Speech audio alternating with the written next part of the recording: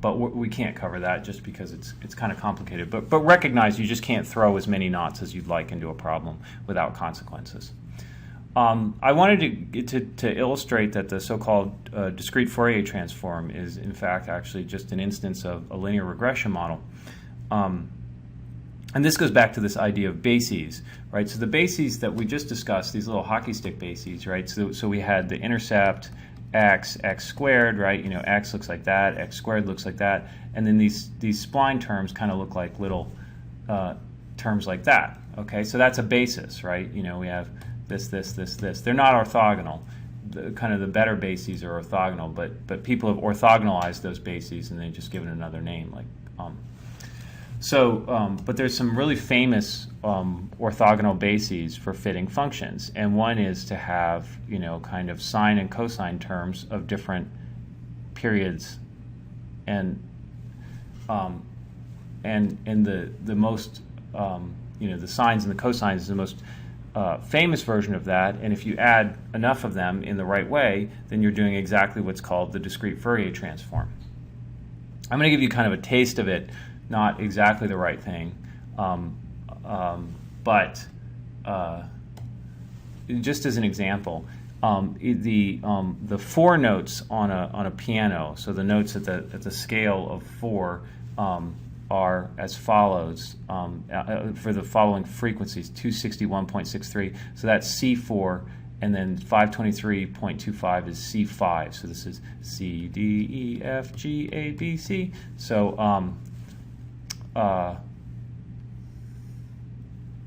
let's see. So, and then I'm going to create a kind of time sequence. So imagine if you recorded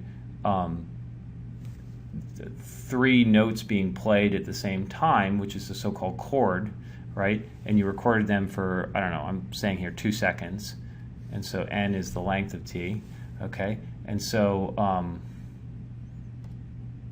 so these guys are the frequencies. Let me create a sine function at the C4 frequency, a sine function at the E4 frequency, and a sine function at the G4 frequency. So if you know, so this looks like it looks really fast.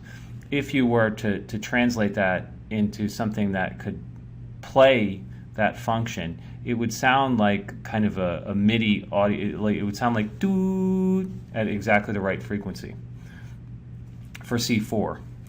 So if you've ever had an electronic tuner that plays kind of a perfect note, it's just playing these digital frequencies. So here's C, E, and G, and then my chord, it's just adding the 3 of those together. So there's my chord. So this would sound like a chord. Now it wouldn't sound good. It wouldn't sound like a chord played on a piano or a guitar or something like that, because it sounds like kind of perfect representations of those without all the interesting bits that a real instrument adds. And then I'm going to add random noise, which just sounds like crackling if you were to play it as an audio file.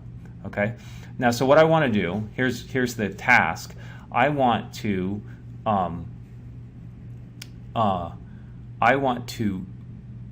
given that I know that all I'm going to play is the kind of keys on a keyboard from C4 to C5, and I'm going to play them for 2 seconds, and I'm going to play them for the whole time for the 2 seconds, and I'm going to give you the data. I want you to write a function that then guesses what chord it is. Okay? So here I'm going to apply to those notes, I'm going to create my basis functions, which is just a bunch of sine terms, right? It's going to look, each one of these guys is going to look like that at a different frequency, where the frequency corresponds to the notes. Okay, so I'm going to fit the observe chord the chord that I observe as a function of my basis. I'm going to get rid of the intercept because I kind of know there's no intercept in the way that I'm doing this, but you could add the intercept if you want. And in this case, of course, I didn't actually play the chords, but honestly, if you played them on a keyboard with the right keyboard setting, this wouldn't be that different. The only problem being you got to figure out, how to digitize, how to get the digitized sound actually into R, which isn't that hard, but probably not worthwhile for this class. So here's my plot where I label the various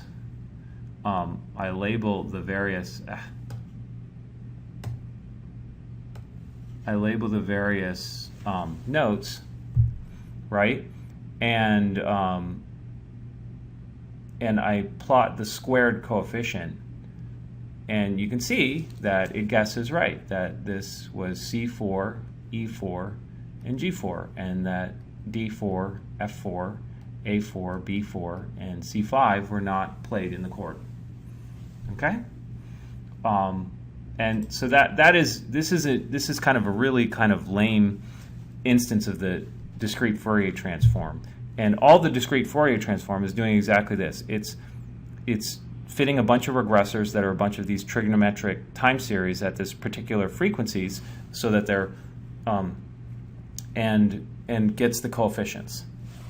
It does it in a there's so-called fast Fourier transform does this in about the fastest possible way that you can. So actually doing this process of using LM to fit a bunch of trigonometric terms, if really what you want to do is the Fourier transform, it's an extremely slow way to do it relative to the fast Fourier transform. And here I show what happens if you actually do FFT, which there is an FFT function in R. So my A is my FFT of the chord, and I'm plotting the real component of the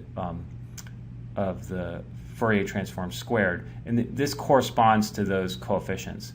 And this flipping over is this flipping over is just simply due to kind of periodicities and symmetries. When you look, you can see that if these are the frequencies for those three notes, but the Fourier transform is checking for a lot more notes than just the range of single octave that I put in my linear model function. So that's why the bars are a lot spikier. It's checking for all possible notes at all of the frequencies that it could detect, right? You know, you couldn't detect frequencies faster than you sampled, as an example. So the Fourier transform is trying for all of them. Anyway, so I thought you might find that kind of neat, that these kind of seemingly complex techniques like Fourier transforms can be related very cleanly back to linear models, and now you can actually go play your keyboard and have your computer guess what chord you're playing.